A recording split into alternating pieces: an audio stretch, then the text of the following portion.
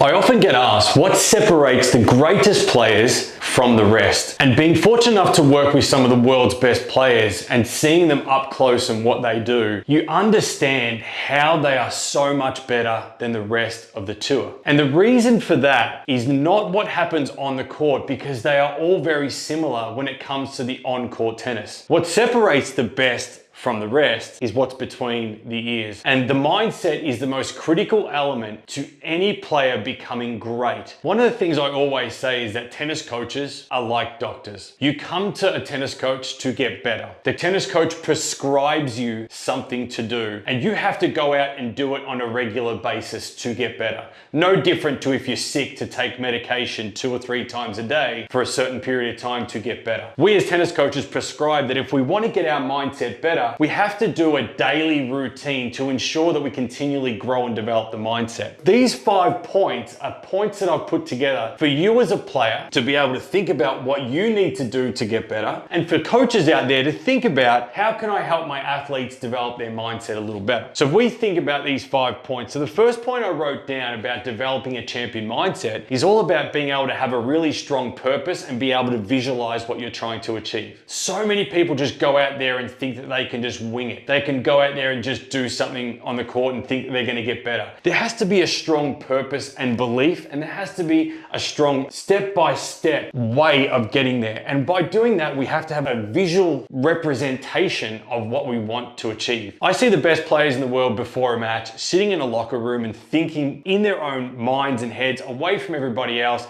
towel over their head, or it might be just sitting there looking into a blank space and trying to get themselves into a zone. They visualize what they want to try and do on the tennis court. Yes, they visualize outcomes, and I think it's really hard not to visualize outcomes, but they visualize their processes. So being able to see what we want to achieve before we do it's really critical. The second point is to practice under pressure. To develop a mindset that is strong and resilient in matches, we have to do it in pressure situations in practice. I understand, you're probably sitting there thinking, how do you do that? It isn't the easiest thing to do, and I can't say that we can simulate exactly what happens on match day. But what we need to do is try to ensure that each of our practice sessions have some sort of pressure element to them so that we can practice the tools that we need for match day. The third point is positive self-talk. Our mind doesn't understand the difference between fact and fiction. We need to teach our brain what we want it to be able to think. So positive self-talk and positive reinforcement are really important. If I continually tell myself I can't serve, I'm never going to be able to serve. I have to continually try to be positive in my self-talk always on and off the court to ensure that my mind thinks that I can serve. I am a good serve. I know what to do on serve under pressure. So the positive self-talk is a really critical element of that. The fourth point is growth mindset. If we want to be good at something, we have to accept failure.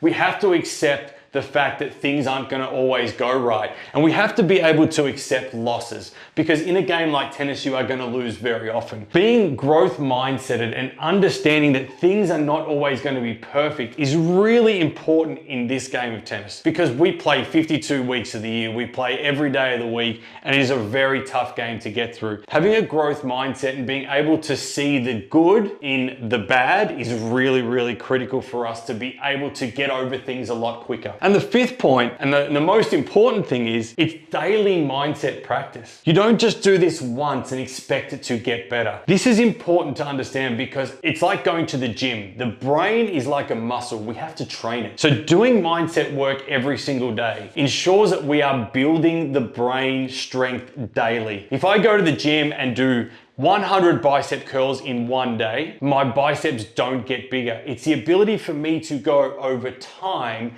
to be able to continually build the muscle. No different to the training of the brain and the mindset. Every day that we are alive, it's about practicing